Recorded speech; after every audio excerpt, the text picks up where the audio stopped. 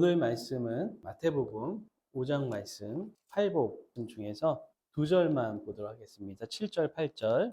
긍휼히 여기는 자라 그러는데 우리가 최근에 누군가를 긍휼히 여긴 적이 있는가? 그 긍휼히 여긴다는 개념 자체가 컴패션이란 단어죠. 그게 라틴어 컴파티에서 나온 말인데 컴은 무슨 뜻이죠? 함께 한다는 의미죠. 함께. 파티라는 의미는 고통이라는 의미. 그래서 컴파티라는 거는 고통을 함께 한다. 하나님의 그 아가페의 사랑에서 오는 거예요. 그래서 이게 그냥 일시적으로 왔다, 불쌍해, 그리고 가는 게 아니라 굉장히 행동적인 컴패션, 긍휼을 얘기하는 거예요. 가만히 있지 않는. 우리 김대중 대통령도 뭐라고 얘기합니까? 민주화 운동을 하면서 행동하는 양심이라고 얘기를 하잖아요. 가장 명언이죠. 그가 남긴 명언. 행동하는 양심. 긍휼이라는 것도 행위적인 것을 굉장히 중요하게 생각합니다. 일회적인 게 아니라 지속적인 걸 얘기해요. 그래서 이 긍휼이라는 단어와 성실이라는 단어가 함께 갑니다. 어제나 오늘이나 영원 전부터 영원까지 동일하다는 거예요. 우리가 어릴 때부터 감성을 굉장히 중요하게 얘기잖아요. 인성과 감성. 왜 EQ가 중요합니까? EQ가 높아져야지, 감정 지수가 높아져야지 우리가 누군가를 도와가면서 어려운 사람을 돕고 그리고 긍휼히 여기며 살아가는 거죠. EQ의 그 핵심은 체육적인 거예요. 내가 그 정서를 가지고 움직일 수 있는 거예요. 어떤 사람을 불쌍히 여겼다면 그를 위해서 내가 뭔가를 할 수 있는 행위적인 것까지 포함된 것이 바로 EQ라는 거예요. 그래서 블록놀이가 왜 EQ를 높이는지 모르겠는데 아마 같이 협동 작업을 하면서 같이 잘 못하는 사람을 도와주고 이래서 그런 건지 모르겠는데 차라리 어떤 봉사 단체 같은 데 가서 같이 연탄이라도 하나 나르는 게 EQ를 더 높여주는 그런 게 아닐까. 예전에 제가 리더스쿨을 하면서 동물농장이라는 그 책을 같이 수업을 한 적이 있어요. 러시아 혁명에 대한 그 이야기를 거기서 했죠. 처음에는 모두가 행복하고 잘 사는 사회를 이제 꿈꿨습니다. 그래서 이제 공산주의를 하게 됐는데 결국은 긍휼이 배제된 공산주의는 독재와 학정과 공포만이 난무하게 되는 거죠. 근데 공산주의만 그런 게 아니라 민주주의도 그렇습니다. 긍휼이 배제된 자본의 그늘이 너무나 많은 자본으로부터 소외된 인간상을 만들어냈죠. 그래서 긍휼이 배제된 어떠한 이념도 인간을 행복하게 할 수 없다는 것을 말해주고 있습니다. 가정도 그렇습니다. 긍휼이 없는 가정은 보금자리가 아니라 볶음자리가 되는 거죠. 서로 달달달달 볶는 거죠. 긍휼이 없는 단체는 속으로는 서로 시기하고 적대하고 무자비함이 난무한 곳이 되는 거죠. 교회도 그렇게 될 수 있다는 것입니다. 긍휼이 배제된 가정, 교회, 학교, 국가는 아까 얘기한 대로 살아있는 지옥이 되는 거죠. 지금 교회마다 부교육자 수급 문제가 비상사태라고 합니다. 제가 부교육자 할 때는 부교육자들이 넘쳐났었어요. 제 생각일지 모르겠지만 부교육자에 대한 어떤 귀중함을 몰랐던 것 같아요.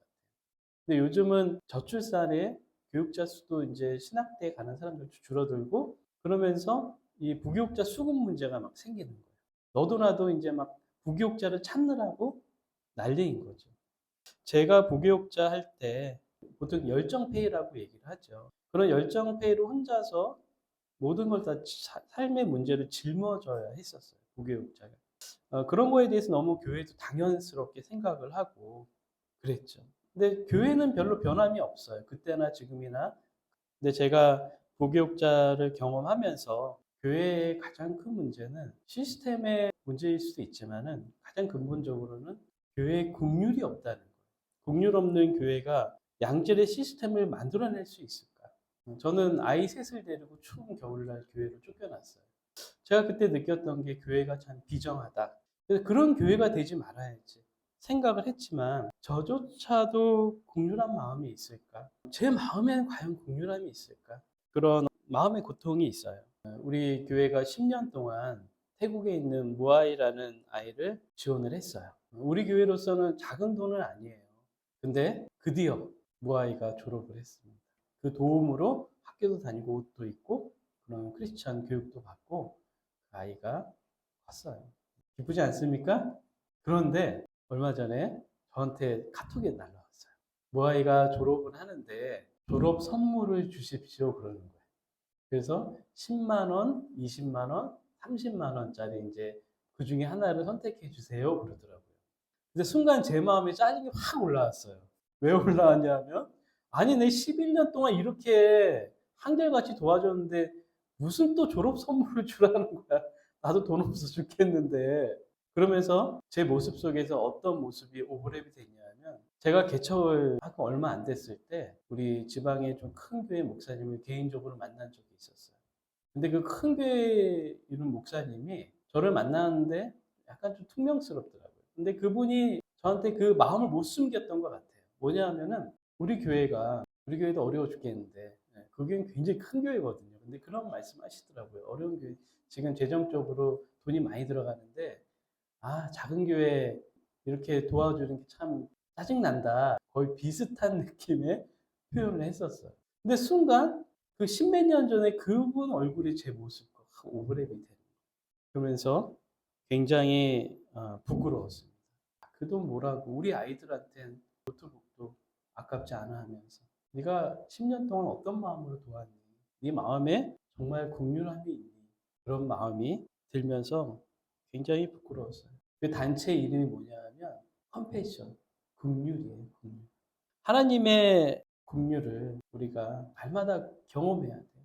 그래서 우리가 기도하는 이유가 무엇입니까? 그냥 주술처럼 누구 복 주세요, 누구 복 주세요 이게 아니라 우리가 하나님 앞에 매일 나가서 그 긍휼을 경험해야 하는 거예요. 그래서 우리는 그 긍휼로 세상을 살아가야 되는 거예요. 사람을 볼 때 제일 먼저 무엇을 보는가?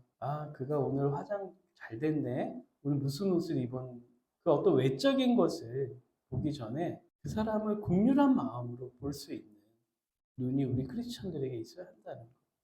에베소서 2장 4절을 보면 긍휼에 풍성하신 하나님, 긍휼이 흘러넘치는 하나님이 그 긍휼한 마음을 견디지 못해서 죄와 허물로 죽은 우리를 그리스도와 함께 살리셨다고 이렇게 표현하고 있어요.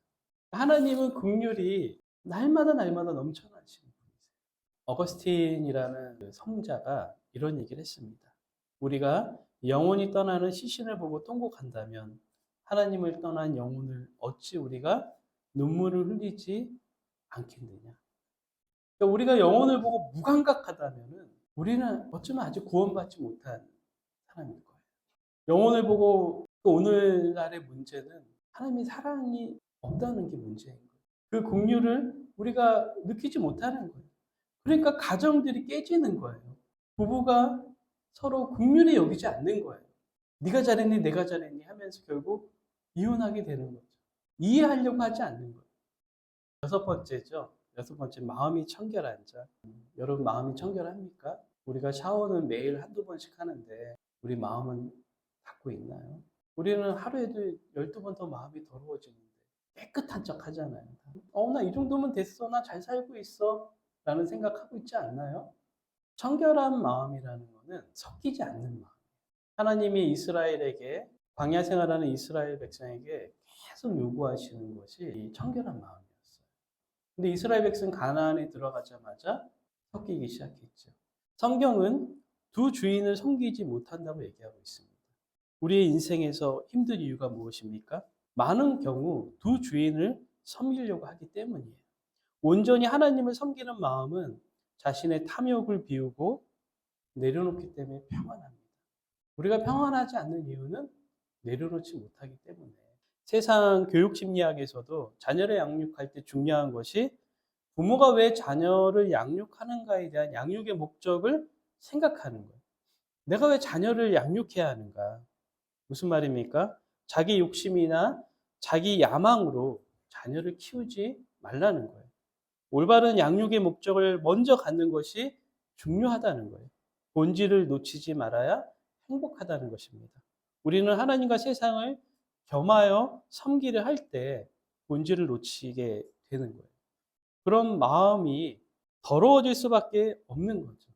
온전히 하나님만을 섬기려는 그 마음이 청결한 마음입니다. 우리가 도덕적으로, 윤리적으로, 아니면 요즘 많이 하는 그 마음 수양, 주변에 보면은 아닌 것 같은데 이런 데 다니는 사람 되게 많더라고요. 뭐 단월드 뭐 이런데 단 치료. 제 주변에도 여러 명 있어요. 명상하고 그러면서 그 마음이 평안할지 모르겠는데 과연 그런다고 마음이 깨끗해질까? 성경은 우리의 의지를 뭐라고 표현하냐 하면 상한 거미줄이다 이렇게 표현해요.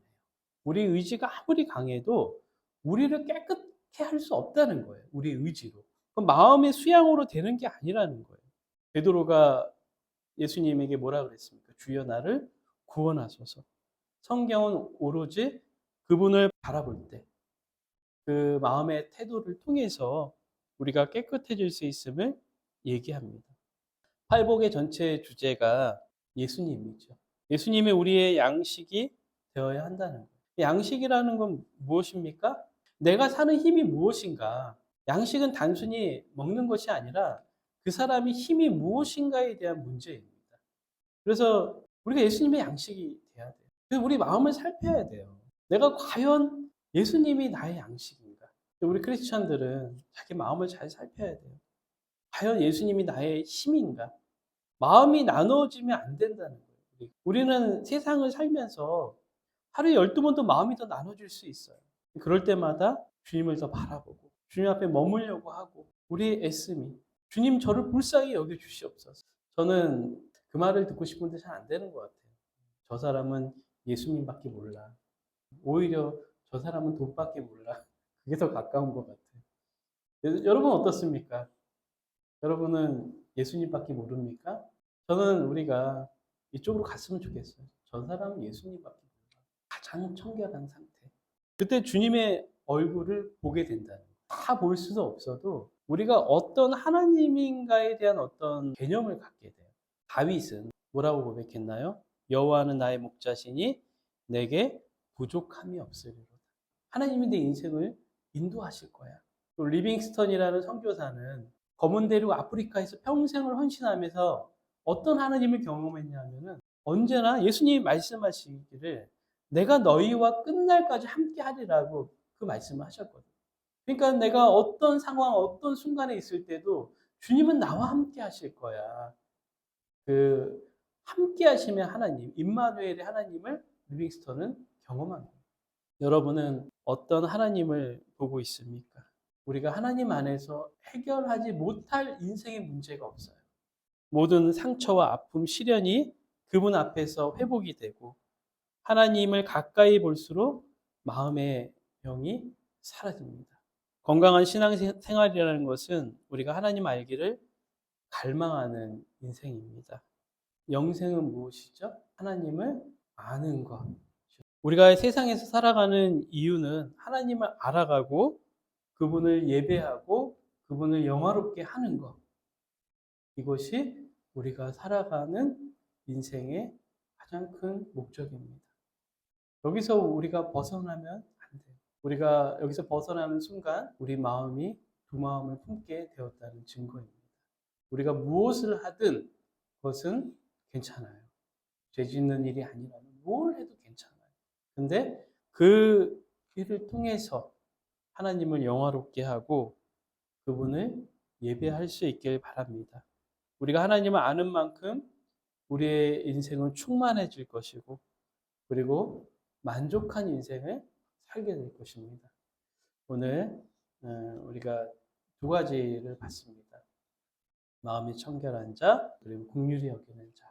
우리 마음속에 이런 복이 임하기를 축원합니다. 우리 시간 다 함께 기도합니다.